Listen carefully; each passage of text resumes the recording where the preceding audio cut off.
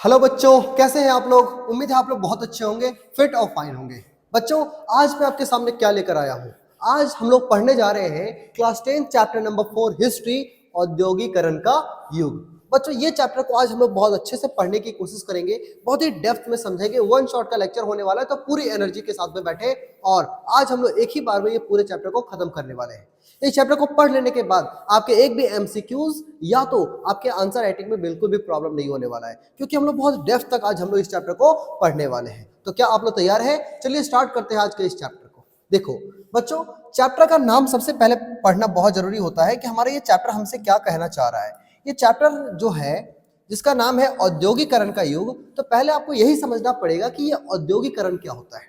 देखो, हम यदि बात करें यूरोप के सामाजिक व्यवस्था का, तो एक समय हुआ करता था जिस समय वहां पे उद्योग नहीं हुआ करता था।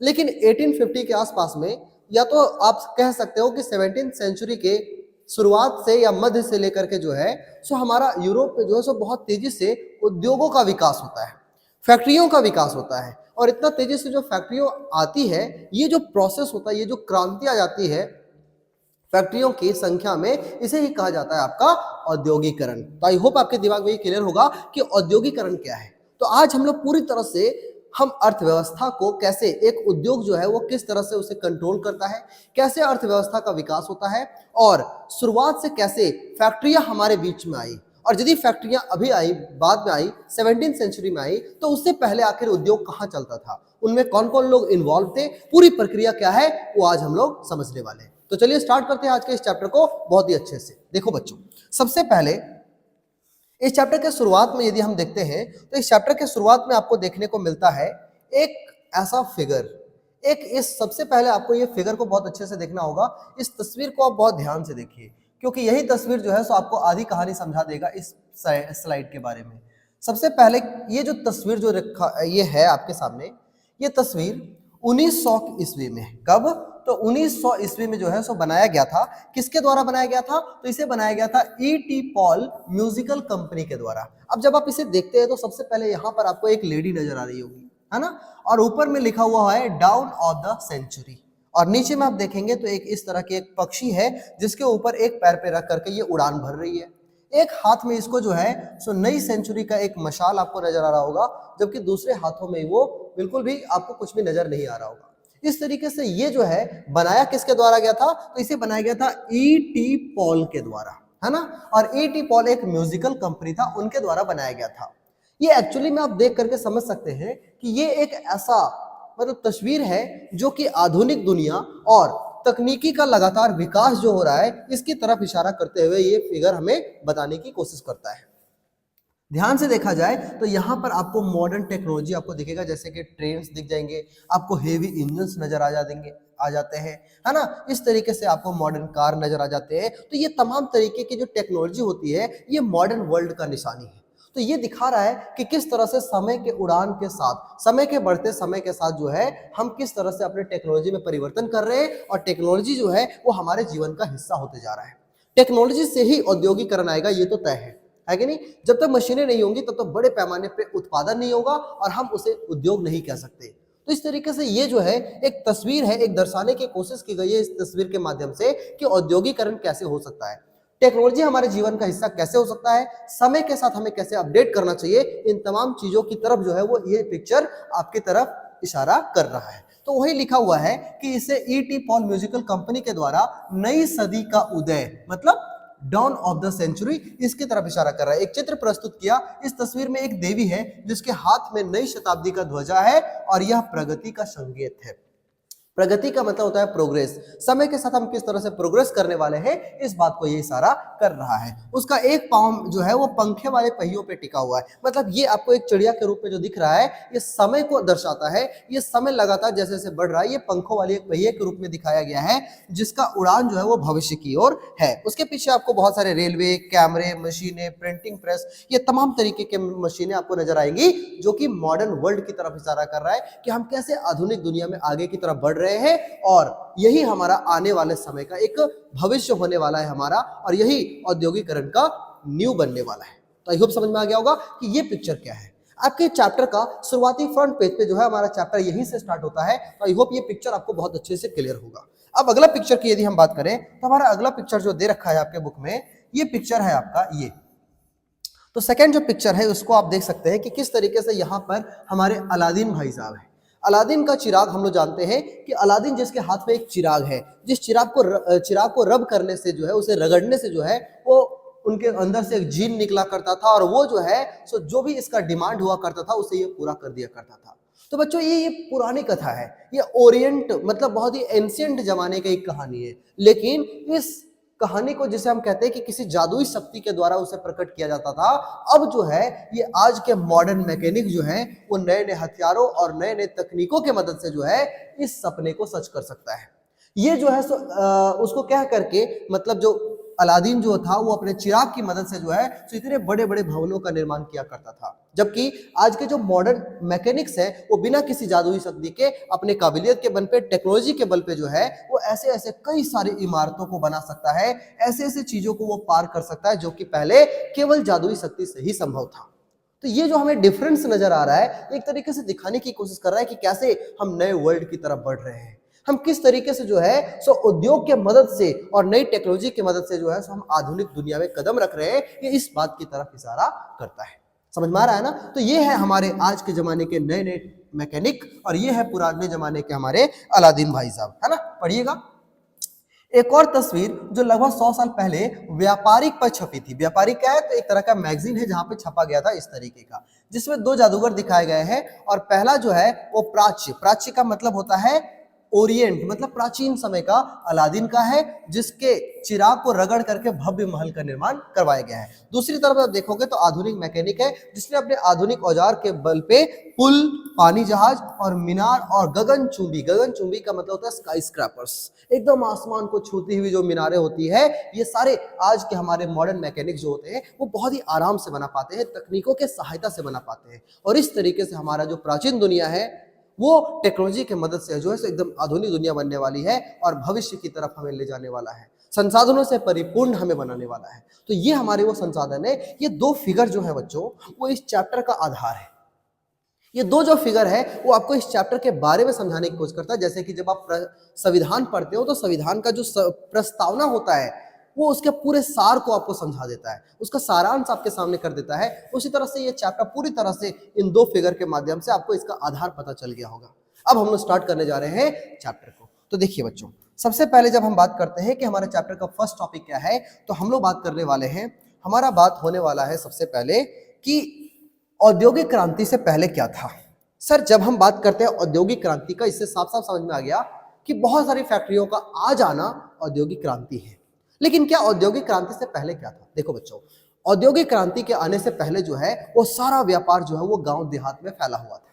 मैं आपको पूरी कहानी समझा देता हूं कि जैसे कि पहले क्या होता था कि शहर में कुछ कुछ लोगों को ही केवल मिलता था मौका, जिसमें वे क्या कर सकते थे कि शहर में रह करके व्यापार कर सकते थे, क्योंकि वहां का जो राजा लोग होता था वो केवल उन्हीं को केवल एक अधिकार देते थे कि तुम शहर में केवल बिजनेस कर सकते हो, व्यापार कर सकते हो, अपना फैक्ट्री चला सकते हो। और उन्हें कहा जाता था गिल्ड्स।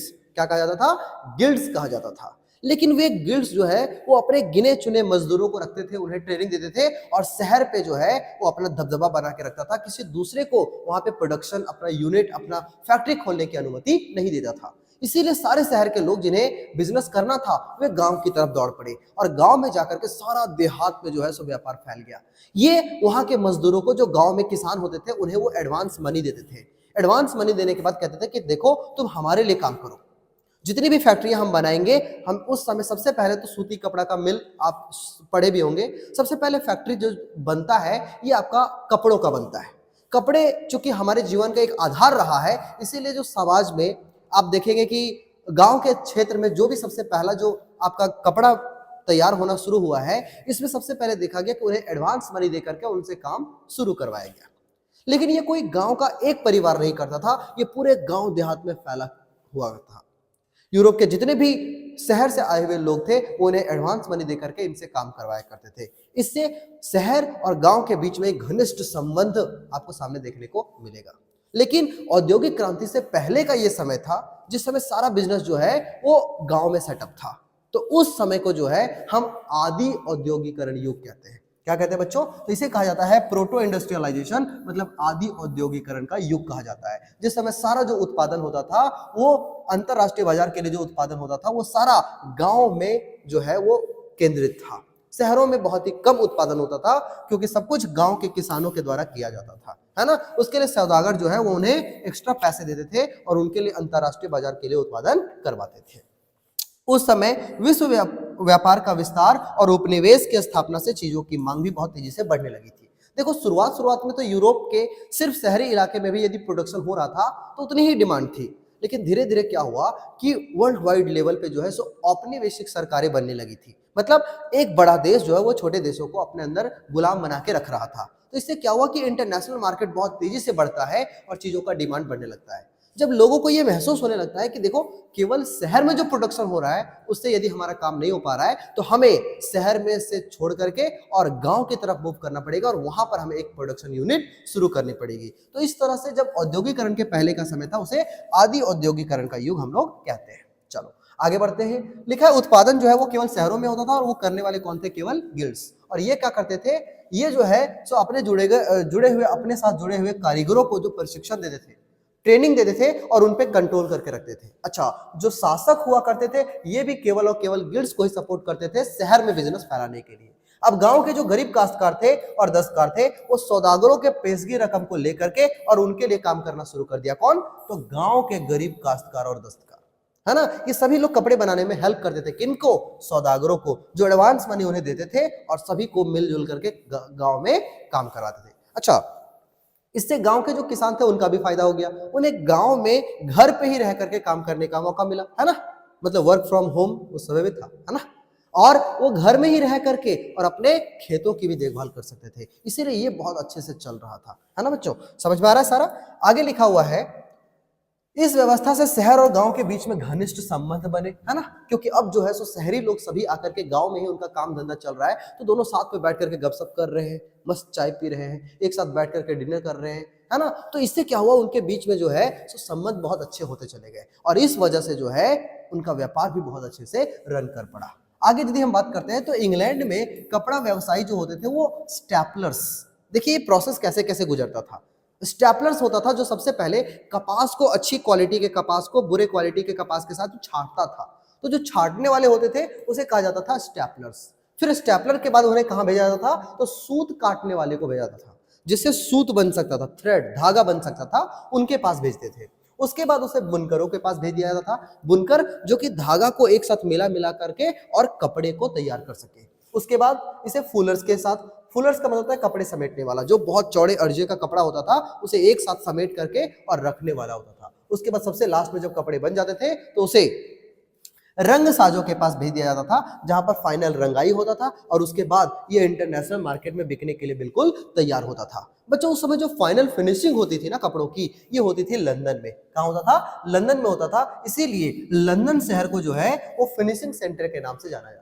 तो आप देख सकते हैं किस तरह से कॉटन के अलग अलग जो कपड़े होते हैं, रेशे होते हैं, उसे क्वालिटी के हिसाब से पहले छांट लिया जाता था। उसके बाद इसे सूत काता जाता था, मतलब धागे बनाए जाते थे, फिर बुनकरों के पास जाता था और इस तरीके से उसके बाद लास्ट में फुलर्स के पास जाता था और फाइनली रंग साज उन्हें रंगाई का काम करके और पूरी तरह से कंप्लीट कर देते थे, है ना। चलो आगे बढ़ते हैं। आई होप आपको बहुत अच्छे से समझ में आ रहा होगा। अब बात आती है कारखानों का उदय। अब जैसे जैसे आपको समझ में आ रहा है कि कैसे गाँव में सारा फैक्ट्री गाँव में और सारा कारोबार जो है वो गांवों में शिफ्ट था, अब धीरे धीरे कारखाने आएंगे। देखो अब आप सोच रहे होंगे सर कारखानों का जो कॉन्सेप्ट है वो क्यों आया? सबसे पहले क्या गांव में ऐसा कोई प्रॉब्लम था जिस वजह से कारखाने आते हैं? कोई भी नया समस्या जो होता है वो नया इन्वेंशन को जन्म देता है बच्चों। इसका मतलब ये हुआ कि गांव के उसमें कहीं ना कहीं कोई तो प्रॉब्लम रहा होगा जिसकी वजह से लोगों के दिमाग में कारखानों को लेकर के कोई सोच रही होगी, है ना। तो प्रॉब्लम ये था कि गांव में यदि कोई फुलर्स है, मतलब कोई कपड़ा बना रहा है, कोई बुनकर है, कोई स्टैपलर्स है, कोई रंग साज है, तो सारा ना एक जगह पे इकट्ठा नहीं होता था। यहाँ पर फुलर्स का काम हो रहा है, वहां पर रंग साजों का काम हो रहा है, वहां पर अलग स्टैपलर्स का काम हो रहा है, तो सब अलग अलग पूरे देहात में फैला हुआ था। तो एक मालिक जो होता था, जो सौदागर होता था, उसे सभी पर निगरानी रखने में बड़ा प्रॉब्लम होता था। कभी एक व्यक्ति कहीं बीच में, ये पूरी चेन होती थी। अब मान लेते हैं कि एक इस चेन में यदि किसी का तबीयत खराब हो गया, जैसे कि ये देखो, सबसे पहले आप अभी आपने पढ़ा कि स्टैपलर से सूत काटने वाले को जाना था और यहाँ से फिर आगे बुनकर के पास जाता था। अब सोचो इसका तबीयत खराब हो गया तो अब तो बुनकर का काम ही रुक जाए, है ना। इस वजह से ऐसे प्रॉब्लम्स को देखते हुए, और जो सौदागर होते थे वो उसके क्वालिटी को भी मैनेज नहीं कर पाता था, तो ऐसे प्रॉब्लम्स को देखते हुए उन्होंने तय किया कि हमारे पास एक कारखाना होना चाहिए। हालांकि सबसे पहले कारखाना को शुरुआत करने वाले व्यक्ति का नाम हम लोग अभी पढ़ेंगे, लेकिन उससे पहले आपको कुछ कॉन्सेप्ट समझना होगा। कारखानों का जो उदय होता है वो किस आधार पे होता है, समझते हैं। तो सबसे पहले जब आप देखते हो तो लिखा है इंग्लैंड में सबसे पहले 1730 के दशक में कारखाने खुले और 18वीं शताब्दी के अंत तक उनकी संख्या बहुत तेजी से बढ़ती है। ये हम लोग डेटा वाइज आगे पढ़ेंगे। लिखा है कपास नए युग का पहला प्रतीक बनता है, क्योंकि कपास ही वो सबसे पहला रॉ मटेरियल होता है जिसकी वजह से इतने बड़े बड़े कारखाने समाज में खुलना शुरू होते हैं।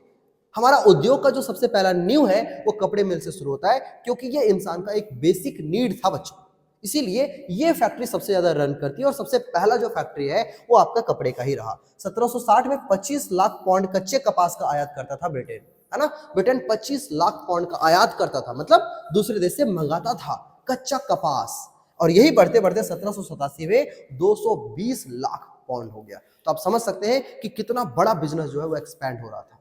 फैक्ट्री कितना तेजी से बढ़ रहा था, लोगों को इसकी जरूरत भी थी। इस तरह से ब्रिटेन में जो है सो बहुत तेजी से ये कारखाने अब स्टार्ट होते हैं। देखिएगा लिखा 18वीं शताब्दी में कपड़े उत्पादन के लिए कार्डिंग का मतलब होता है एक अलग तरीके का मशीनों का आविष्कार शुरू हो जाएगा। अब मशीनों का जब आविष्कार शुरू होगा तो इससे क्या होने वाला है समझिएगा। कार्डिंग के लिए मतलब ऐंठने के लिए अलग अलग तरीकों का कपड़े बने, उसके लिए अलग अलग तरीके का मशीन बना। कार्डिंग और कताई करने के लिए, उसको लपेटने के लिए, हर चरण के लिए अब क्या बनना शुरू हो गया, मशीनें बनना शुरू हो गई। अब जब मशीनें शुरू हो गई, अब बच्चों यहां से उस व्यक्ति का नाम आप पढ़ने जा रहे हैं जो सबसे पहले कारखानों का रूपरेखा तैयार किया, कि यदि हम हर प्रोसेस के लिए मशीनें सेट कर दें और एक छत के नीचे रख करके सारे मशीनों का और एक साथ हम प्रोडक्शन पे ध्यान दें, उसकी क्वालिटी को मैनेज करें, मजदूरों को नियंत्रण करें, तो शायद हम लोग और बड़े लेवल पे और अच्छा काम कर सकते हैं। इसीलिए रिचर्ड आर्कराइट, इसका नाम आपको बहुत अच्छे से याद रखना चाहिए। रिचर्ड आर्कराइट वही व्यक्ति होते हैं जो सबसे पहले सूती कपड़ा मिल जो होता है इसकी रूपरेखा तैयार करते हैं। वो चाहते हैं कि हम किस तरह से वो जो फैक्ट्री है उसे एक छत के नीचे ले आए, ताकि जो सौदागर है वो सभी मजदूरों के ऊपर निगरानी भी रख सकते हैं और हम उसकी क्वालिटी को भी मैनेज कर सकते हैं। तो इस तरह से रिचर्ड आर्कराइट जो है वो सबसे पहले सूती कपड़ा मिल का रूपरेखा तैयार करता है। ये आपको याद रखना चाहिए, रूपरेखा उसने तैयार करी। 19वीं सदी के अंत तक कारखाने जो है वो इंग्लैंड के भविष्य का एक अभिन्न अंग बन चुका था, क्योंकि पूरे इंग्लैंड में यदि आप देखो तो उस समय आपके बुक में वो फिगर होगा, आप देखेंगे तो पूरा इंग्लैंड का वो जो भूभाग है, उसका जो जमीन है, उस सभी में आपको चिमनियां नजर आएंगी, जिसमें से काले काले धुएं निकलते हुए आपको बाहर आएंगे। और पूरा इंग्लैंड जो है वो औद्योगिकरण के नशे में डूब चुका था। हर जगह जो है, हर घर में जो है सो एक आपको चिमनी नजर आ रहा होगा, हर तरफ धुएं उड़ रहे हैं, हर तरफ फैक्ट्रियां चल रही हैं। तो ये समझ लो कि औद्योगिक क्रांति था एक तरह से, हर तरफ केवल और केवल उद्योग ही चल रहा था, और कपड़े का जो बिजनेस है वो सबसे तेजी से वहां पे फैल रहा था। चलो, तो उस व्यक्ति का नाम आप बता सकते हैं जिन्होंने सबसे पहले सूती कपड़ा मिल का ये रूपरेखा तैयार किया था, उस व्यक्ति का नाम क्या है? तो उसका नाम है आपका रिचर्ड आर्कराइट। नाम याद रखना चाहिए, क्या है? Richard Arkwright. आगे देखते हैं। अब बात आती है औद्योगिक परिवर्तन में रफ्तार। अब क्या कैसे हम देखते हैं कि किस तरह से उद्योग सेटअप हो गया। अब उद्योग बहुत तेजी से कैसे रन करेगा, बहुत तेजी से उनकी संख्या कैसे बढ़ेगी, इस विषय पे हम लोग बात करने जा रहे हैं। देखिएगा 1840 के दशक में कपास उद्योग सबसे बड़ा उद्योग था। कपास उद्योग से बड़ा कोई उद्योग नहीं था। सबसे पहले कपड़ा ही सबसे बेसिक नीड था, तो सबसे बड़ा उद्योग बन के आया। लेकिन उसके बाद जो दूसरी सबसे बड़ी इंडस्ट्री बनती है वो है लोहा और स्टील। आयरन एंड स्टील की जो फैक्ट्री है वो सबसे ज्यादा।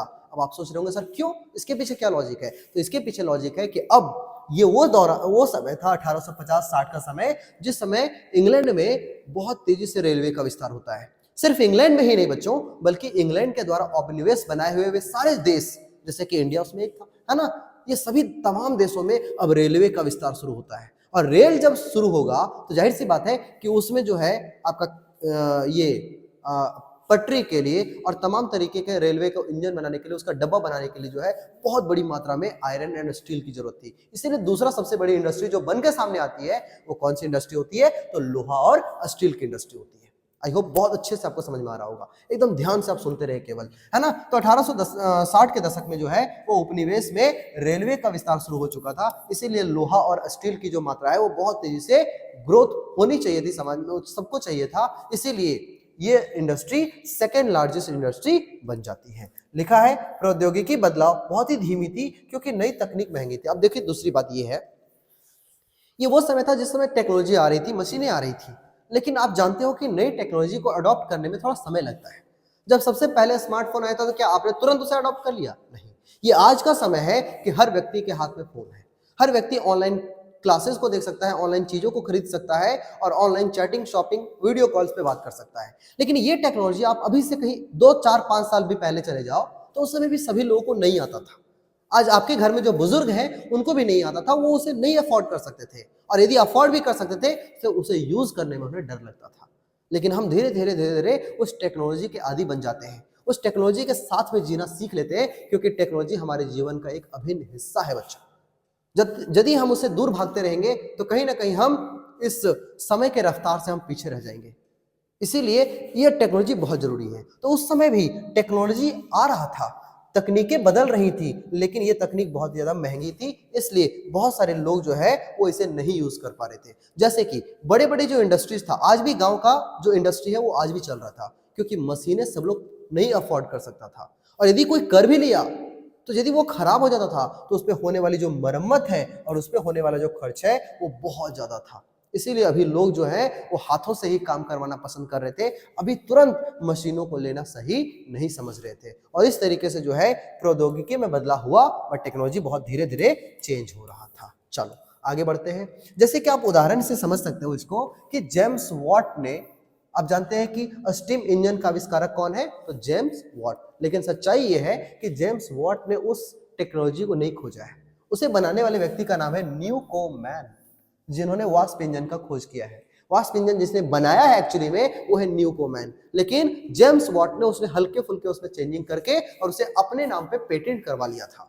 तो न्यूकोमैन की टेक्नोलॉजी को जेम्स वॉट ने उसमें बदलाव करके और उसमें सुधार करके 1871 में उसे एक नए इंजन के रूप में अपने नाम पे पेटेंट करवा लिया। और इस मॉडल का उत्पादन करने के लिए उसका हेल्प करता है उसका दोस्त, जो कि एक बहुत बड़ा बिजनेसमैन था, उद्योगपति था, उसका नाम था मैथ्यू बोल्टन।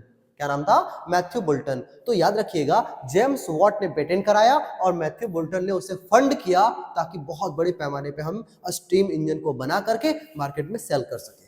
तो बच्चों आज तक हम लोग जो पढ़ते आए थे, जेम्स वॉट ने स्टीम इंजन का आविष्कार किए थे, तो एक्चुअली में ये बात कहीं ना कहीं ठीक है क्योंकि उसे ने अपने नाम पे पेटेंट कराया है। लेकिन एक्चुअली में ये टेक्नोलॉजी न्यूकोमैन के द्वारा खोजा गया था, लेकिन उसमें थोड़े थोड़े सुधार करके और इन्होंने अपने नाम पे पेटेंट करा लिया था। चलो, तो 19वीं सदी के शुरुआत में इंग्लैंड में सिर्फ 321 भाप इंजन थे। इसका मतलब ये हुआ कि 321 भाप इंजन बना लिया गया था, लेकिन उसके बाद जिसमें से केवल 80 इंजन जो है वो सूती उद्योग में था, 9 इंजन जो है वो ऊन उद्योग में था, और बाकी खनन, नहर निर्माण और लौह कार्यों में इस्तेमाल हो रहे थे। मतलब अभी भी जो लोग हैं वो इनके द्वारा बनाए गए इस तरह का जो टेक्नोलॉजी है इसे अडॉप्ट करने में अभी भी उनको हिचकिचाहट सा फील हो रहा था, और सभी लोग बहुत तेजी से आपको ये टेक्नोलॉजी को अडॉप्ट नहीं कर रहे थे। आई होप क्लियर हो गया होगा। आगे बढ़ते हैं। आगे लिखा है हाथ का श्रम और वाष्प शक्ति। अब बच्चों यहां से समझना है आपको कि एक तरफ हमारे सामने क्या है, तो स्टीम इंजन है, नहीं वाष्प शक्ति है।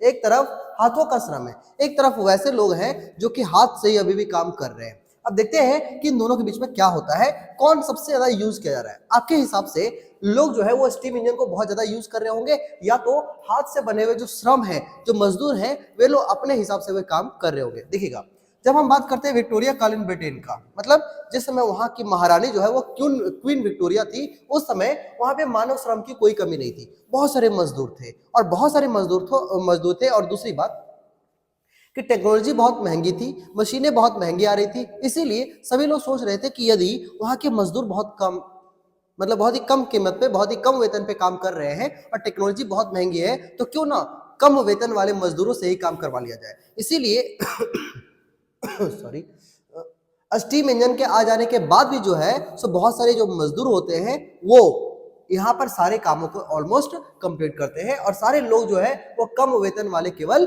मजदूरों से ही काम करवाते हैं। गैस घरों में, शराब खानों में और जहाजों के मरम्मत के लिए जो है वो जाड़ों और क्रिसमस के समय में बुक बाइंडर और प्रिंटरों की आवश्यकता होती थी। लेकिन इसका सबसे बड़ा खामी क्या है समझते हो? देखिए, इस समय में क्या होता था कि ये सभी लोग जो होते थे ये मौसम के अनुसार जो है इनको काम मिलता था। जैसे कि जाड़ों के समय में और क्रिसमस के समय में बुक बाइंडिंग का काम और प्रिंटरों का काम, ये इन सभी का काम जो है बहुत तेजी से मिलता था। बाकी समय में जो है इन्हें काम रेगुलर तौर पे नहीं मिला करता था, बहुत ही कम कीमत पे काम करते थे, तो सारे लोग जो है इन्हीं से काम करवा लिया करते थे। और ये सभी काम जो होते थे ये आपका मौसमी हुआ करता था। जैसे कि जहाजों का मरम्मत अक्सर बारिश के मौसम में होता था, जिस समय ये जो है सो कभी भी समुद्र में नहीं उतरते थे, उस दौरान जो है इन्हें काम मिल जाया करता था। आगे बढ़ते हैं तो लिखा है अमेरिका जैसा देश। अब देखो सबसे ज्यादा जो है सो ये वास्प शक्ति या तो जो टेक्नोलॉजी है, जो नई नई मशीनें हैं, इसका आवश्यकता किसको था? तो ब्रिटेन को था। क्यों था? सॉरी, ब्रिटेन नहीं, अमेरिका को था। कैसे? अमेरिका एक ऐसा देश था जहां पे मजदूरों की कमी थी और इसी वजह से वहां पर जो है सो वास्प शक्ति या स्टीम इंजन या नए नए मशीनों की आवश्यकता थी। जबकि उस समय में जो है सो ब्रिटेन में जो है सो मजदूरों की कोई कमी नहीं थी, सब लोग कम वेतन पे काम करने वाले ढेर सारे मजदूर हुआ करते थे। आई होप बच्चों आपको क्लियर हो रहा होगा सारा। चलिए आगे बढ़ते हैं। अब हमारे सामने आ रहा है मजदूरों की जिंदगी। यदि हम चैप्टर पढ़ ही रहे हैं तो आपको यह भी समझना पड़ेगा कि उस समय के जो मजदूर होते थे वो किस तरह का लाइफ स्टाइल जीते थे, उन्हें किस तरह से काम मिलता था, वे क्या करते थे। तो लिखा ऐसा है कि गांव से लोग जो है अब देखने लगे कि जब धीरे धीरे औद्योगिकरण बढ़ रहा है, फैक्ट्रियां बन रही है, तो अब सारे लोग जो है वो गांव छोड़ छोड़ करके कहाँ आ रहे हैं? शहर, ताकि हमें क्या मिल जाए? जॉब मिल जाए। ऐसे ही लोग जब भी शहर आया करते थे वो पुलों के नीचे या रैन बसेरे जो होते हैं टेंट वगैरह लगा करके और जहां मन कर रहा है वहां पे रह रहे हैं। इनके लिए कोई प्रॉपर व्यवस्था नहीं थी कि मजदूर यदि हमारे यहाँ काम करने आ रहा है तो उनको एक कॉलोनी टाइप का बना के दे दिया जाए, ऐसा कोई व्यवस्था नहीं था। ये जहां मन कर रहा था वहां पे सड़क के किनारे, पुल के नीचे या रैन बसेरों में यहाँ पर जो है रह करके अपना काम कर लिया करते थे। इन्हें मौसमी काम मिला करता था, मतलब कुछ कुछ काम जो होते थे, मतलब ज्यादातर मजदूरों को जो है वो मौसम के अनुकूल होकर के और काम करना पड़ता था। किसी किसी मौसम में सबको जॉब मिल रहा है तो किसी मौसम में बिल्कुल खाली बैठ गए हैं। 1830 के दशक में आर्थिक मंदी 35 से लेकर के 75% लोग जो है वो क्या हो गए? बेरोजगार हो गए इस आर्थिक महामंदी में। तो आर्थिक महामंदी जो है वो आपका 1830 के दशक में जो बहुत ज्यादा लोग जो होते हैं वो समय बेरोजगार होते हैं। अब जब हम बात करते हैं जेम्स हरग्रीव्स, तो उनके द्वारा 1764 में जो है वो कताई का काम करने वाली एक मशीन जिसका नाम होता है स्पिनिंग जेनी, इसका आविष्कार होता है। देखिएगा, कताई का काम करने वाले एक व्यक्ति होते हैं, कताई मशीन का इन्वेंट करने वाले एक व्यक्ति जिसका नाम होता है जेम्स हरग्रीव्स। उन्होंने 1764 ईस्वी में एक मशीन बनाया, उस मशीन का नाम रखते हैं वे स्पिनिंग जेनी। तो एग्जाम में क्वेश्चन आता है कि स्पिनिंग जेनी कैसी मशीन है? तो ये कताई करने की एक मशीन है। और इस स्पिनिंग जेनी का जब मशीन सामने आया तो आपको क्या लगता है? बहुत आराम से लोगों ने इसे अडॉप्ट कर लिया होगा। सॉरी, बहुत सारे लोग जो है वो इसे ले रहे थे, लेकिन सबसे ज्यादा खतरा महिलाओं को था और वैसे मजदूर जो कि पहले हाथ से कताई का काम किया करते थे। अब महिलाएं, चूंकि उनका जॉब इसके वजह से छिन रहा है, इसीलिए महिलाएं जो है वो स्पिनिंग जेनी के ऊपर आक्रमण कर देती है। ये कहती है कि ये सारे मशीनों को हटाओ, हमारा जॉब हमसे छीना जा रहा है। तो बच्चों इस तरह से ये वो दौर था ना जिस समय मशीनों की वजह से आधुनिकीकरण तो हो रहा था, लेकिन कई सारे लोगों का जो है वो जॉब भी जा रहा था। और इस वजह से जो है सो ये बहुत तेजी से जो है सो मजदूर जो है या कोई भी बड़े से बड़ा इंडस्ट्री वाला जो है वो उस चीज को अफोर्ड नहीं कर पा रहा था, उसे ले नहीं पा रहा था। और लेने के बाद भी उसे इस बात का खतरा था कि खराब होने पे एक तो मरम्मत पे खर्चा बहुत आएगा, दूसरी बात कि मजदूर बहुत तेजी से इसे अडॉप्ट नहीं कर पाएंगे, इसे चलाने वाले लोग चाहिए होंगे और इससे जो अभी लोग कार्यरत है उन लोग जो है उसका खतरा बढ़ जाएगा, उनके जॉब चले जाएंगे। तो इससे एक तरह से आंदोलन हो सकता है। इस वजह से यहां पर भी देखा गया कि स्पिनिंग जेनी के ऊपर जो है वो महिलाओं का आक्रमण हो जाता है। चलो आगे बढ़ जाते हैं। आगे लिखा है उपनिवेशों में औद्योगिकरण। अब आपको समझ में आना चाहिए कि जहां पर जो भी देश औपनिवेश था, औपनिवेश का मतलब होता है जो किसी दूसरे देश के अंडर में हो, ऐसे देश जो है वहां पे औद्योगिकरण कैसे आया। जैसे कि हम अपने देश की भी बात कर सकते हैं कि हमारे देश में जो औद्योगिकरण कैसे शुरू हुआ। क्या हम उस समय ब्रिटिश काल के अंडर में ही थे? हम ब्रिटिश के अंडर में ही थे या हम एक इंडिपेंडेंट राष्ट्र बन चुके थे? तो ये बच्चों जब हम बात कर रहे हैं उपनिवेशों में, इसका मतलब हम उस समय तक गुलाम ही थे। हम जो है सो ब्रिटिश रूल के अंडर में थे और उस समय ही हमारे देश में औद्योगिकरण आना शुरू होता है। तो जब हम बात करते हैं तो आर्मेनियन और फारसी सौदागर पंजाब से अफगानिस्तान, पूर्वी फारस, मध्य एशिया के रास्ते रास्ते यहाँ की चीजें लेकर के जाया करते थे। जब आप मैप पे देखते हैं तो आपको पता चलेगा कि ये जो पंजाब वाला इलाका है, अफगानिस्तान वाला जो इलाका है, ये सारा जो इलाका है, इस इलाके से वो दूर दूर तक व्यापार हुआ करता था। आपका मध्य एशिया इधर और यहाँ से इस वाले पार्ट में जो है सो दूर दूर तक व्यापार हुआ करता था। यदि हम बात करें ऊंट के पीठ पर लाद करके कपड़ों के थान को पश्चिमी सीमा की पहाड़ी दर्रों से रेगिस्तान के पार ले जाया करता था। यहाँ से जब हम बात करते हैं ये राजस्थान से, तो राजस्थान वाले इलाके से भी पहाड़ी दर्रों से पार करते करते और इस वाले इलाके से मध्य एशिया में व्यापार हुआ करता था। बड़े बड़े कपड़ों के थानों को यहाँ से वहां पहुंचाया जाता था। सूरत बंदरगाह की जब हम बात करते हैं तो वहां से खाड़ी और लाल देशों तक व्यापार हुआ करता था। सूरत कहाँ है बच्चों? तो सूरत आपका जो है ये है आपका गुजरात में। तो गुजरात का जो सूरत बंदरगाह है वहां से इस तरफ पूरा जो है इराक ईरान से होते होते ये जो रेड सी है इस वाले पूरे पार्ट में जो है सो पूरा जो है व्यापार हुआ करता था इस वाले हिस्से में। आई होप समझ में आ रहा होगा। आपको सिर्फ ये समझना है कि यहाँ से भी व्यापार हो रहा है। औपनिवेश रह चुका ऐसा देश, या हम उस समय भी औपनिवेश थे, यहाँ से कैसे इंडस्ट्री फैल रहा है और यहाँ से कैसे बिजनेस दूर दूर तक जा रहा है, ये आपको याद रखना चाहिए। कोरोमंडल तट आपको पता होना चाहिए। कोरोमंडल तट क्या है? ये वाला जो साइड वाला पार्ट है ये है ना, तमिलनाडु वाला जो तट है इसे हम लोग कोरोमंडल तट कहते हैं। तो उस कोरोमंडल तट पर मछलीपट्टनम और बंगाल के हुगली के माध्यम से दक्षिण पूर्व एशियाई बंदरगाहों के साथ हमारा व्यापार होता था। तो याद रखना है आपको, यहाँ मछलीपट्टनम है यहाँ, है ना, और यहाँ है आपका बंगाल कोलकाता। तो इधर से आपका जो दक्षिण एशिया है इस वाले साइड में भी व्यापार चलता था हमारा इंडिया से। मतलब हम उस समय उपनिवेश थे और ब्रिटिशर जो है वो यहाँ से हर चारों दिशाओं में जो है अपना बिजनेस को फैला करके रखे हुए थे और हर तरफ बिजनेस चल रहा था। अब आप सोच रहे होंगे कि आखिर वे कौन लोग थे, है ना, जो ऐसा काम कर रहे थे। हालांकि हम अभी आगे पढ़ने वाले हैं, पहले आप ये पढ़ लीजिए। लिखा है यूरोपीय कंपनी जो है वो व्यापार में इजारेदारी हासिल करके और सूरत और हुगली जैसे पुराने बंदरगाह को कमजोर कर दिया। बच्चों एक और बात समझना, देखो जब हम बात करते हैं सूरत बंदरगाह और हुगली बंदरगाह, तो सूरत बंदरगाह आपका यहाँ गुजरात में है, हुगली जो है वो बंगाल में है, नहीं? तो ये दो इंपॉर्टेंट बंदरगाह हुआ करते थे हमारे देश के, लेकिन सॉरी, एक यहाँ का और एक यहाँ का, ये दोनों जगह का जो बंदरगाह है उसे ये कमजोर कर देते हैं। कैसे? देखिए, बाद में वो अपने कंट्रोल में रखने वाले दो बंदरगाह का निर्माण करते हैं जिसका नाम है बंबई और कलकत्ता। यहाँ पर ये बंबई बंदरगाह और यहाँ पे कलकत्ता बंदरगाह, ये दो ऐसे बंदरगाह वो बनाते हैं जिस पर वो खुद कंट्रोल रख सकते हैं और यहाँ से जितने भी सामान जाएंगे वो अब सूरत बंदरगाह से ना होकर के बल्कि बंबई बंदरगाह से भेजने के बारे में कहा गया। अब ये जबरदस्ती जो है वो इन दोनों बंदरगाह, पहले के हुगली बंदरगाह और यहाँ का सूरत बंदरगाह, ये दोनों को कमजोर इसलिए हुआ क्योंकि अब जो अंग्रेज है वो उन बंदरगाहों का ज्यादा इस्तेमाल करते थे जो कि ब्रिटिशर्स के कंट्रोल में चलता था और उससे जब होकर के व्यापार होगा तो इनको ज्यादा प्रॉफिट होगा। इसलिए अब पूरे देश भर का जितना भी व्यापार होता था वो उस रास्ते से होता था जहां पर, उस बंदरगाह से होता था जहां पर अंग्रेजों का कब्जा हुआ करता था, अंग्रेजों का नियंत्रण हुआ करता था। इस तरीके से आप समझ सकते हो कि कैसे सूरत बंदरगाह और हुगली बंदरगाह कमजोर हुआ और उसके जगह पे बंबई और कलकत्ता बंदरगाह का बिजनेस अब धीरे धीरे ग्रो करना शुरू करता है। तो इस तरीके से औपनिवेशिक काल में ब्रिटिशर्स के अंडर ही रह करके जो है यहाँ पे बहुत बड़ा व्यापार हुआ करता था और यहाँ पर ब्रिटिशर्स जो है इसमें बहुत ज्यादा पैसा वो अर्न कर लेते हैं, है ना। आगे बढ़ते हैं। देखिए, अब आप सोच रहे होंगे सर बुनकरों का क्या हुआ?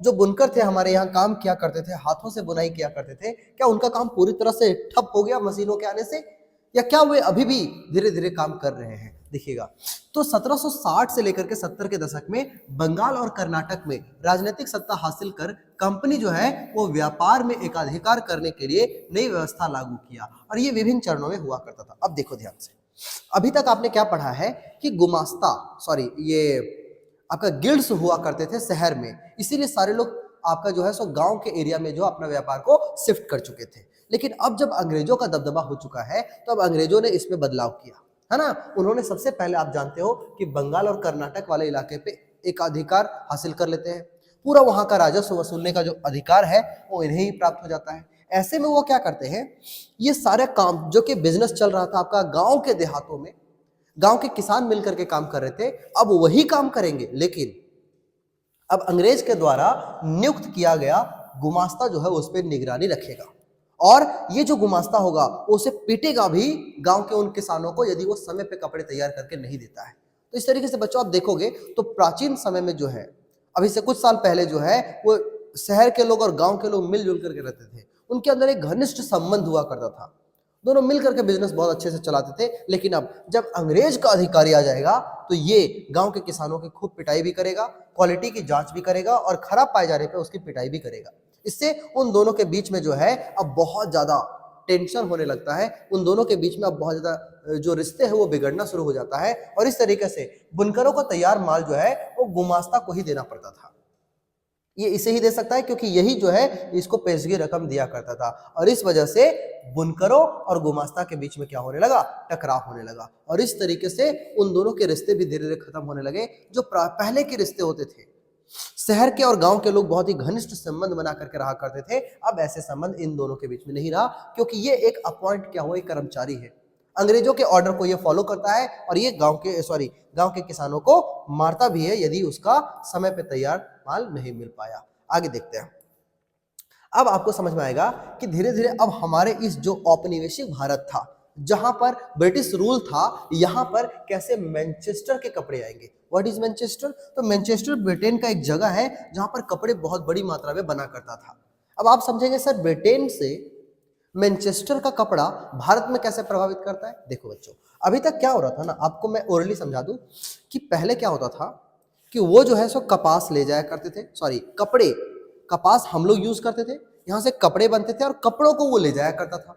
लेकिन अब वो क्या कर रहा है, वहां से औद्योगिक क्रांति हुई, वहां पे मशीनें बन गई, तो अब भारत से कच्चा माल के रूप में कपास ही ले जा रहा है। हमारे कपड़े बिल्कुल नहीं बिक रहे। हमारे यहाँ के जो बुनकर होते, जो कपड़े बना रहे थे, अब हमारे कपड़े बिल्कुल भी नहीं बन रहे। अंतरराष्ट्रीय मार्केट में जो हमारा मार्केट बिल्कुल डाउन हो चुका है और हमारे यहाँ के जो सबसे बेस्ट क्वालिटी का कपास होता था उसे वो जो है सो आयात करके मंगवा लेता था। कहाँ? अपने देश में। और अपने देश में मंगा करके अपने फैक्ट्री में बना करके और उन सभी कपड़े को फिर से वहां के पूरे मार्केट में बेचता था। ब्रिटेन में तो बेचता ही था। ब्रिटेन यदि कोई देश है तो इस ब्रिटेन के अंदर जो है वो यहाँ की फैक्ट्री काम कर रही है ना। लेकिन कपास जो मंगाया जा रहा है, कपास ये हमारे देश से मंगाया जा रहा है, इंडिया से मंगाया जा रहा है। औपनिवेश थे तो वहां से सारा कच्चे माल के रूप में कपास मंगा लिया और यहाँ पे कपड़े बना करके और ये यहाँ तो बेच ही रहा है। अच्छा, बाहर से कोई ना आ सके, कोई मार्केट बाहर से अंदर ना आ सके, इसीलिए ये आयात शुल्क को काफी ज्यादा बढ़ा देता है जिससे बाहर का कोई कपड़ा अंदर नहीं जा सके। इससे बहुत ही खुले तरीके से ये जो है सो ब्रिटेन के अंदर खुद का बना हुआ कपड़ा बेच ही रहा है। दूसरा, हमारा यदि हम इंडिया की बात करें तो उस समय इंडिया वाला जो पार्ट था, इस इंडिया वाले पार्ट में हम चूंकि ब्रिटिशर्स के अधीन थे तो इनके जो दबाव है, इनके दबाव के वजह से अब जो है सो ये जो है सो अपना कपड़ा को यहाँ पर भी बेचने को फोर्स कर रहे थे। ये उसको मजबूर कर रहे थे कि तुम्हें जो है सो यहाँ पर बना हुआ जो कपड़ा है उसे यहाँ पर बेचना पड़ेगा। इस बात के लिए फोर्स किसे किया जा रहा था? तो ईस्ट इंडिया कंपनी को। ईस्ट इंडिया कंपनी को इसके लिए वहां पे मजबूर किया जा रहा था। अब भारत में भी जो है सो यहाँ इंग्लैंड, मतलब वहां इंग्लैंड का एक सबसे बड़ा जो क्षेत्र था जहां पर कपड़े बनते थे वो था मैनचेस्टर। तो मैनचेस्टर का बना हुआ कपड़ा जो है अब पूरा इंटरनेशनल मार्केट में छा जाता है। इंडियन मार्केट में भी अब यही आ जाता है और इंडियन की स्थिति बहुत ही नाजुक हो जाती है क्योंकि सारा कच्चा माल ये ले जा रहा है, कच्चा माल यहाँ तक नहीं मिल पा रहा है ना। ऐसी स्थिति में जो है सो मैनचेस्टर का बना हुआ कपड़ा बहुत ज्यादा पॉपुलर होता है, वर्ल्ड वाइड पॉपुलर होता है। आई होप आपको समझ में आ रहा होगा। अब डेटा को देखें तो आपको समझ में आ जाएगा कि किस तरीके से 1722 में ईस्ट इंडिया कंपनी के ऑफिसर जिसका नाम था हेनरी पतुलो, उन्होंने कहा था कि भारतीय कपड़े की मांग कभी भी कम नहीं हो सकती। भारतीय कपड़े की मांग उन्होंने कहा था, लेकिन भारतीय कपड़े की मांग कम हो जाती है। कच्चे कपास को मंगा करके और ब्रिटेन के जो बड़े बड़े उद्योग है वो पूरे इंटरनेशनल मार्केट में अपना मैनचेस्टर का बना हुआ कपड़ा को फैला देते हैं। 1811 से 12 में सूती माल का कुल निर्यात कितना था? 33%। वो सूती माल जो है, मतलब हमारे यहाँ जो बने हुए कॉटन के प्रोडक्ट्स थे उसे वो 33% मतलब अपने यहाँ आयात करते थे और हम निर्यात किया करते थे, जो कि 1850 से 51 में वो मात्र 3% रह गया। मतलब हम पहले 33% भेजते थे अपने यहाँ से और अब ये सिर्फ 3% रह गया है। अब से 3% कपड़ा ये है जो कि हमारे यहाँ से बाहर जा रहा है, बाकी सब कच्चा माल जा रहा है। लिखा जब इंग्लैंड में कपास उद्योग विकसित हो गया, क्या? कपास उद्योग, तो वहां के उद्योगपति ने सरकार पे दबाव डाल करके आयात शुल्क बढ़ा दिया और मैनचेस्टर में बने हुए कपड़े को इंग्लैंड में बिना प्रतिस्पर्धा, बिना कंपटीशन को बेचना चाहा। ईस्ट इंडिया कंपनी पे दबाव डालकर उसने भारतीय बाजार में भी मैनचेस्टर के द्वारा बनाए गए कपड़े को फोर्सफुली वहां पर बेचने के लिए उन्हें मजबूर किया, है ना। अब जब अमेरिका गृह युद्ध में शुरू हो गया, देखिएगा इसी से वो समय है जिस समय अमेरिका में गृह युद्ध शुरू हो जाता है। और जब गृह युद्ध वहां शुरू हो जाता है ना, तो एक इंपॉर्टेंट बात होती है पहले अमेरिका से भी बड़ी अच्छी मात्रा में कपास का इंपोर्ट किया करता था ये, लेकिन अमेरिका में गृह युद्ध शुरू हो गया तो अब ज्यादातर जो कपास है वो भारत से जाने लगा। भारत में अब जितना भी कच्चा माल के रूप में कपास जाना था वो ऑलमोस्ट सारा जो है वो भारत से जा रहा है, क्योंकि भारत के कपास बहुत ही अच्छे क्वालिटी के हुआ करते थे, इसका मांग कभी भी कम नहीं होता। और भारत के जो लोग हैं, अब भारत के लोगों को कच्चा कपास मिलना बंद हो गया, इनके लिए अब बहुत ही ज्यादा मुश्किल हो गया कि हम कैसे बनाएंगे कपड़े। आगे बात करते हैं फैक्ट्रियों का आना। देखिए अब धीरे धीरे हमारे देश में भी अब फैक्ट्रियां आना शुरू हो जाती हैं। हमारे देश में कैसे आती है तो आपको याद रखना चाहिए, यहाँ से क्वेश्चन बहुत इंपॉर्टेंट बनते हैं। सबसे पहले हमारे देश में जो फैक्ट्री बनता है ये बंबई में बनता है 1854। 1854 में भारत में सबसे पहला सूती कपड़ा मिल स्थापित होता है, जिसमें 2 साल के बाद उत्पादन शुरू होता है, मतलब बनता है 1854 में और 1856 में वहां से प्रोडक्शन भी शुरू हो जाता है। 1862 तक ऐसी ऐसी 4 मिलें हो जाती है हिंदुस्तान में। अब आप देख रहे हैं कि औपनिवेशिक देश में कैसे औद्योगिक क्रांति हो रहा है, कैसे उद्योग आ रहा है। तो सबसे पहला जो सूती कपड़ा मिल है वो कब लगा बताओ? 1854 में। 1854 में सबसे पहले सूती कपड़ा मिल कहाँ लगता है? तो बंबई में लगता है, आपको याद रखना चाहिए, है ना। आगे है 1855 में बंगाल में सबसे पहला जूट मिल लगता है बच्चों, याद रखो याद रखो। 1854 बंबई बोल रहे थे उस समय, तो बंबई में जो सबसे पहला क्या लगता है आपका सूती कपड़ा मिल लगता है, सूती कपड़ा। उसके बाद 1855 में जो है सो बंगाल में सबसे पहला जूट मिल लगता है। जूट समझते हो? इसी को हिंदी में कहा जाता है पटसन। क्या कहते हैं? पटसन। पटसन समझते हो? हम लोग अपनी क्षेत्रीय भाषा में उसको सूतरी बोलते हैं। क्या बोलते हैं? तुम लोग भी जानता होगा, है ना, सूतरी। तो हम लोग जो है 1855 में बंगाल में पहला जूट मिल लगता है और दूसरा 1802 में। दूसरा जो है 1802 में ऐसा ही एक और जूट मिल स्टार्ट होता है वहां पे। आगे बात करें, 1802 नहीं 1862 होगा, है ना। 1855 तो ये है। आगे 1860 के दशक में कानपुर में एल्गिन मिल शुरू होता है। अब एल्गिन मिल क्या होता है देखो मैं आपको बताऊं तो उस समय क्वीन एलिजाबेथ जो है, जो कि महारानी थी इंग्लैंड की, उसके जो पिता है उनका नाम था एल्गिन, तो उनके नाम पे एल्गिन मिल खुला। ये भी एक कपड़ा मिल ही था, लेकिन उसका नाम रखा गया केवल एल्गिन मिल। ऐसे ही 1874 में मद्रास में भी पहला कताई और बुनाई का मिल शुरू हो रहा है। तो आप देख रहे हैं कि किस तरह से अब यहाँ पर, जो कि एक औपनिवेशिक देश है, गुलाम देश है, ब्रिटिशर्स के अधीन रहने वाला देश है, यहाँ पर भी अब धीरे धीरे फैक्ट्रियां आ रही हैं और औद्योगिकरण का प्रभाव अब भारत में भी देखने को मिल रहा था। चलो आई होप क्लियर हो गया होगा। आगे है कि प्रारंभिक उद्यमी। अब आप सोच रहे होंगे सर यदि इस गुलाम देश में ऐसा कौन था बिजनेसमैन जो कि भारत में काम कर रहा था, भारत में इतने बड़े बड़े इंडस्ट्री कैसे सेटअप हो रहे थे? तो देखो अंग्रेज द्वारा, सबसे पहली बात तो आप ये याद रखना कि शुरुआत में तो अंग्रेज ऑफिसर्स ही हुए थे जो कि व्यापार को बड़े पैमाने पर शुरू करते हैं। जैसे कि अंग्रेज ही सबसे पहले अफीम को चीन को निर्यात करते हैं, मतलब चाइना को बेच रहे हैं वो, इंडिया से चाइना को बेच रहे हैं अफीम और वहां से मंगा रहे हैं अपने यहां चाय। बात है, समझ में आ रहा है? अफीम एक नशीला पदार्थ होता है जिसे ऑफिसर्स जो है वो अंग्रेजी ऑफिसर्स ये चीन को बेच रहे थे और चाइना से चाय जैसे कुछ प्रोडक्ट्स को मंगा रहे थे। इस तरीके से व्यवसाय का शुरुआत होता है। बाद में बंगाल के एक व्यक्ति है जिसका नाम है द्वारकानाथ टैगोर। क्या नाम है? तो द्वारकानाथ टैगोर। उन्होंने चीन के साथ व्यापार करके उन्होंने भी बहुत अच्छा पैसा कमाया। ऐसे ही बंबई में बात करें तो बहुत ही फेमस इंडस्ट्रियलिस्ट हमारे देश के जमशेदजी नुसरवानजी टाटा, जो कि आज टाटा ग्रुप के सबसे मतलब समझ लीजिए शुरुआत करने वाले व्यक्ति थे और आज टाटा ग्रुप इतना बड़ा इंडस्ट्री है भारत में। सर रतन टाटा के नेतृत्व में ये इतना ज्यादा ग्रो किया है कि आप में से हर एक हिंदुस्तानी जो है उनके प्रोडक्ट को यूज कर रहा होगा।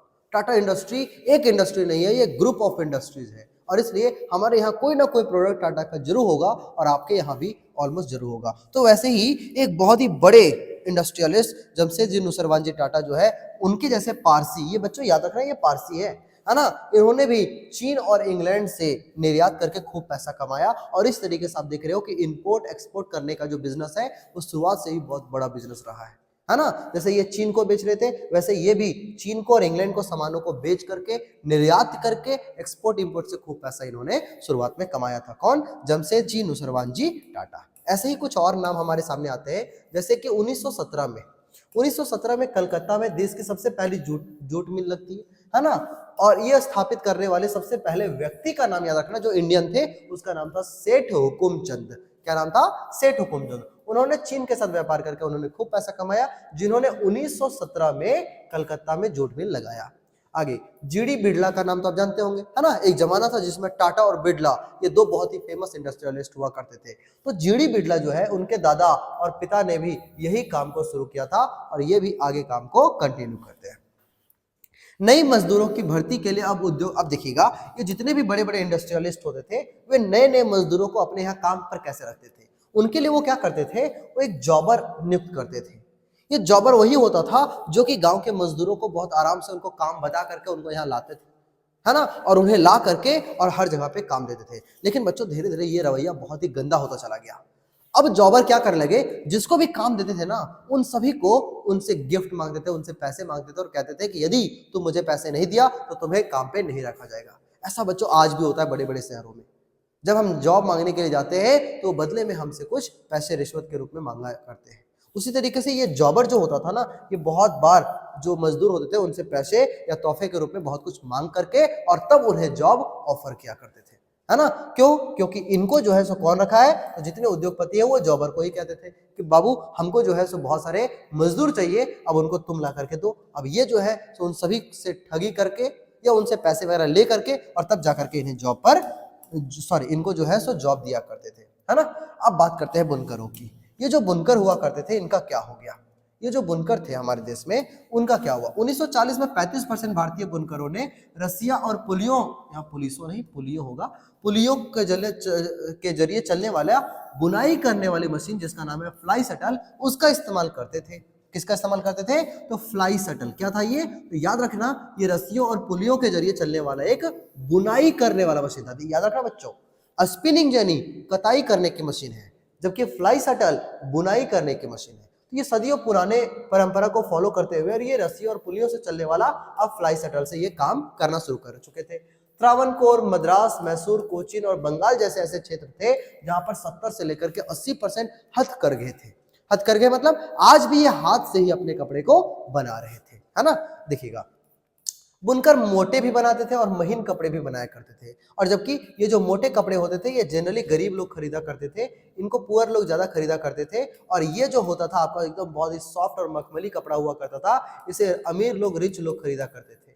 ये दोनों के बीच में एक बहुत बड़ा अंतर हमें नजर आता है कपड़ों को लेकर के भी। मिलों के लिए इन हथकरघों का मुकाबला करना बहुत ही आसान नहीं था। क्यों नहीं था? देखो, क्योंकि जो बड़ी बड़ी मिलें हुआ करती थी ना वो एक जैसे डिजाइन को बनाई जा रही है और एक जैसा डिजाइन जो है मार्केट में जल्दी बहुत ज्यादा मात्रा में बेच नहीं सकते आप। उसके लिए बहुत ही बारीक बारीक डिजाइनों की जरूरत होती थी जो कि हाथ से ही करना संभव था।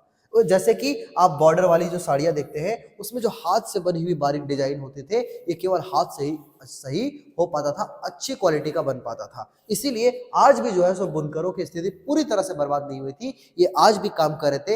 हाथ से बनाए हुए कपड़ों का डिमांड आज भी मार्केट में बना हुआ था अच्छा खासा, है ना? तो इस तरीके से इनकी स्थिति अभी मिला जुला करके ठीक ठाक चलने वाली थी।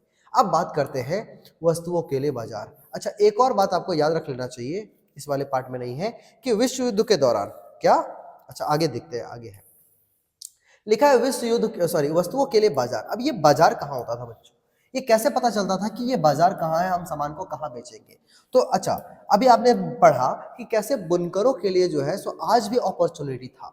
बहुत सारे बुनकर जो है वो आज भी काम कर रहे थे और बारीक बारीक डिजाइनों को वो अपने अनुसार डिजाइनों को बना करके मार्केट में सेल कर रहे थे।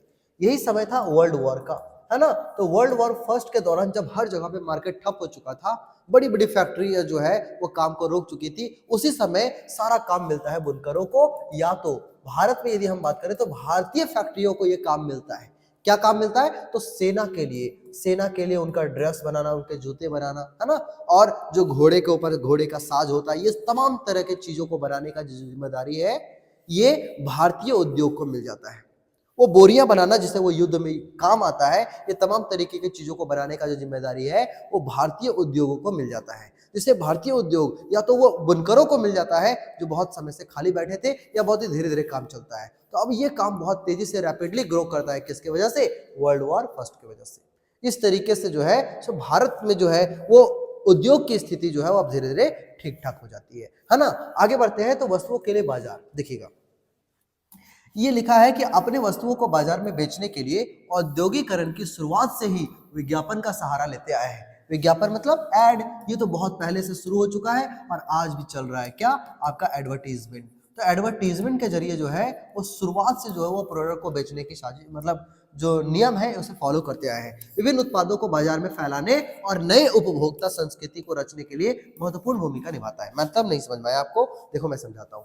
वो शुरुआत से जो है वो बहुत ही अच्छी अच्छी स्ट्रैटेजी को यूज किया करते थे सामान को बेचने के लिए। उसके लिए वो एड रन करवाते थे। अब ये एड कैसे होता था उस समय देखिएगा, जैसे कि मैनचेस्टर में आए हुए कपड़ों के बंडल के ऊपर लिखा होता था मेड इन मैनचेस्टर। जब जैसे ये मेड इन मैनचेस्टर लिखा हुआ था तो लोग जो है वो बिना किसी तरह का शक किए उन सभी प्रोडक्ट्स को खरीद लिया करते थे। क्यों? क्योंकि कुछ कुछ ऐसे ब्रांड्स, जैसे आप भी कहीं को कपड़े खरीदते होंगे तो कुछ कुछ पॉपुलर ब्रांड्स जो होते होंगे, इसका नाम देखते ही आपको बिल्कुल डाउट नहीं होता होगा। भले उसके ऊपर फॉल्स मार्का लगा हुआ है, कभी कभी तो ऐसा हो ही जाता है कि कभी वो है 200 रुपये का और वो आपको बता दिया 2000 रुपये का, और वो उस फॉल्स मार्के को देख करके आप सोच लेते हैं कि ये तो बहुत ही अच्छा कपड़ा होगा, चलो इसे परचेज कर लिया जाए। तो हम सिर्फ और सिर्फ मार्के को देख करके लेते हैं। उसी तरह से जो मेड इन मैनचेस्टर वाला पार्ट था, जिस कपड़े के ऊपर ये ग्राम, ये होलोग्राम, ये आपका ये दिख जाता था जहां पे लिखा हो मेड इन मैनचेस्टर, तो उसे लोग जो है सो बिना किसी शक का जो है वो खरीद लिया करते थे। इस तरीके से मार्केट तैयार होता था एड के बेसिस पे, प्रचार के माध्यम से, है ना। और यदि हम भारत में बात करें तो भारत में जो है सो इन लेबलों पर शब्द या अक्षर के अलावा प्रायः भारतीय देवी देवता का फोटो होता था।